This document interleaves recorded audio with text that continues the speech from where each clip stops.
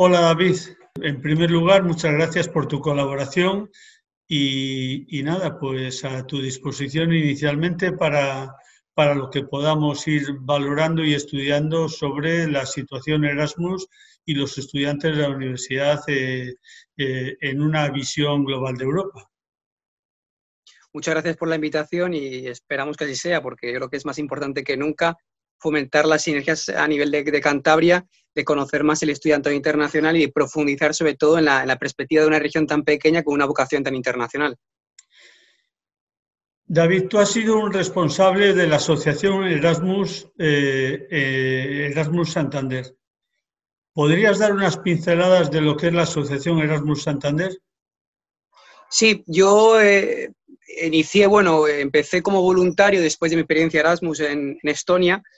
Intenté coger un país quizá menos típico y menos masificado, ¿no? de esa vocación internacional, esa llegada de estudiantes internacionales españoles, porque además España es uno de los países que más recibe y que más manda estudiantes, ¿no?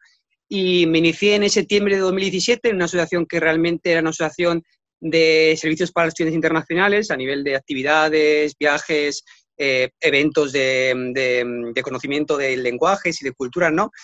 Y en agosto, o sea, en junio de 2018 entramos oficialmente en la red de SN, Erasmus Student Network, que es la red que agrupa a todas las entidades de asociaciones juveniles de Erasmus, que son 520 a nivel europeo, y Santander entró en 2018. Y yo, bueno, asumí un puesto a nivel de junta local ese año como representante de SN aquí, y en 2019, en junio de 2019, la federación consideró oportuno, me votó para que representase como vicerrepresentante nacional de SN España, hasta diciembre de 2019, que por razones personales tuve que dimitir.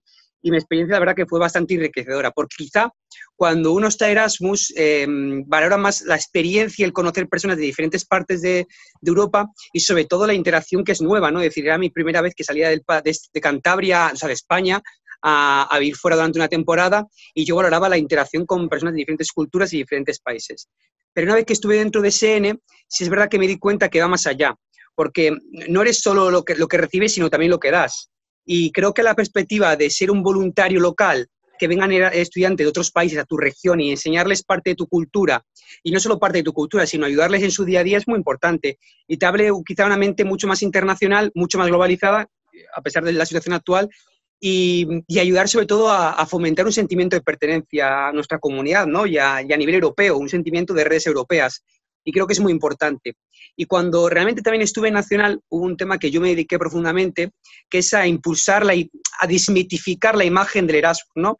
Cuando vamos de Erasmus, generalmente se asimila a fiesta, diversión, que es verdad, porque tiene una parte de eso. Pero también hay una vocación social muy importante, que es enriquecer la sociedad a través del estudiantado internacional, ¿no? Enriquecer el conjunto de lo que es la sociedad local con experiencias internacionales. Y estuvimos trabajando mucho, sobre todo en el área de la movilidad internacional, pero con personas con movilidad reducida. Estuvimos trabajando sobre todo el tema de la inclusión social, de fomentar las oportunidades de gente con menos recursos para que hiciese una movilidad, y también desde una perspectiva de salud mental. Porque hay una parte de la gente que hace Erasmus que se aferra a Erasmus como una oportunidad de salir de su zona, que quizás está bastante encerrada en un ámbito muy endogámico, ¿no? muy de que no tiene oportunidades, que su ámbito es bastante cerrado. Entonces, ven a Erasmus una oportunidad de crecer profesional, social y laboralmente, ¿no? Y creemos que el Erasmus es parte de una salud para el estudiante, es parte de una mejor consideración y una mejor perspectiva hacia el futuro y hacia consigo mismo, ¿no? Entonces, esa era mi labor a nivel nacional, y aún seguimos y sigo trabajando en esa parte ahora a nivel local como simple voluntario, para que haya Erasmus que se sientan bien en Cantabria, pero que también aporten a nuestra comunidad, ¿no? Realmente, al día de hoy, podríamos entender dentro del marco europeo a los estudiantes universitarios sin la opción Erasmus.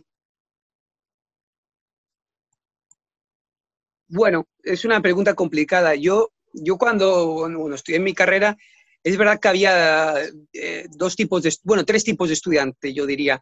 Uno, el que quiere y no puede, el que quiere realmente hacer una movilidad, ya sea Seneca o SICUE, como se llaman ahora, ¿no? A nivel nacional, o Erasmus, pero que no puede por términos económicos, que es un factor que hay que abordar, porque Cantabria es una región que todavía tiene que asumir, yo, en mi opinión personal, una perspectiva más más consensuada hacia una partida económica del programa Erasmus, no solo nacional y europeo, sino también regional. El estudiante que pudiendo no lo hace porque dice que está cómodo en su área, y el estudiante que quiere y puede. Entonces, a nivel de esas tres quizá estereotipos del estudiante, la idiosincrasia de cada uno determina qué tipo de perspectiva futura quiere. Pero yo creo que no se puede entender. No se puede entender tanto en cuanto vivimos un mundo tan globalizado, en un mundo en el cual, ya sea por viaje, por diversión o por temas laborales, buscamos siempre una movilidad continua, no quedarnos siempre en nuestra área.